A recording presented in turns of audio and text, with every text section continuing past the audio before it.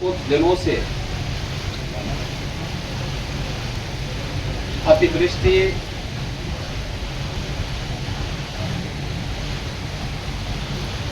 Lightning और बादल फटने की अनेक घटनाएं उत्तराखंड और हिमाचल प्रदेश के अनेक स्थानों पर हुई हैं।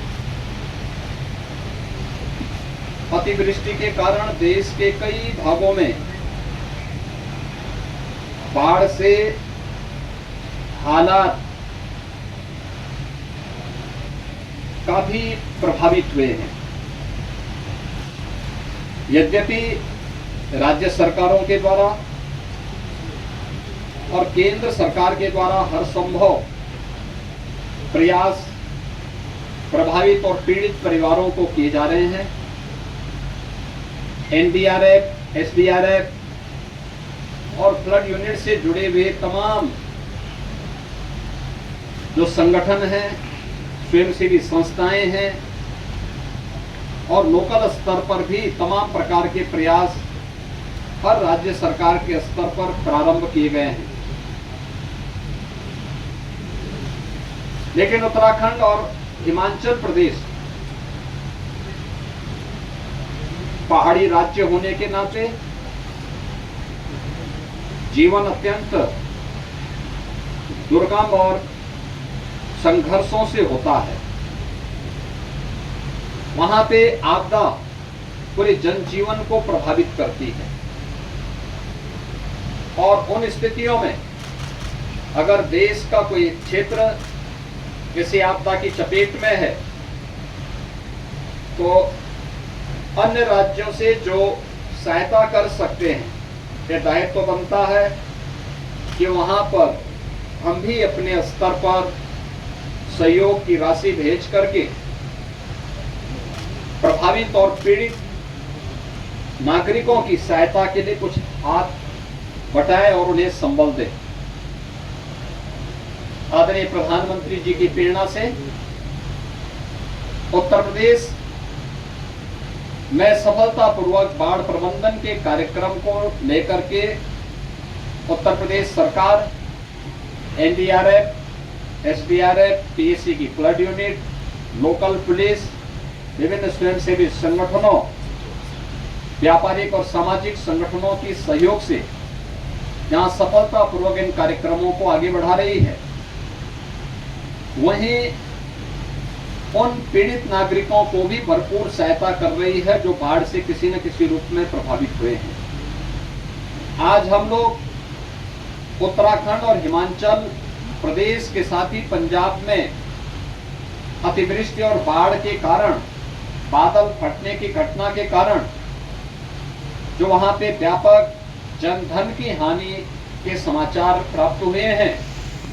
उसमें उत्तर प्रदेश सरकार की ओर से और उत्तर प्रदेश के नागरिकों की ओर से यहाँ के नागरिकों की संवेदना को इस राहत सामग्री के माध्यम से आज हम लोग यहाँ से प्रेषित कर रहे हैं। उत्तराखंड के लिए और हिमाचल और पंजाब के लिए 48 ट्रक हमारे यहाँ से रवाना अभी मैंने किया है। इसके साथ ही जिसमें अलग अलग प्रकार की सामग्री जो हम यहाँ राहत सामग्री वितरित करते हैं पीड़ितों को, जिसमें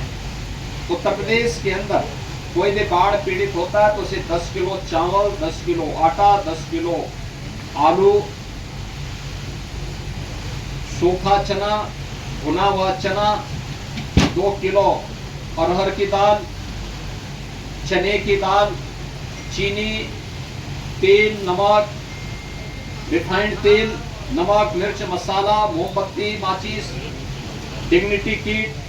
बाल्टी, ये सभी चीजें उपलब्ध कराई जाती हैं और इस प्रकार के पैकेट बना करके जिससे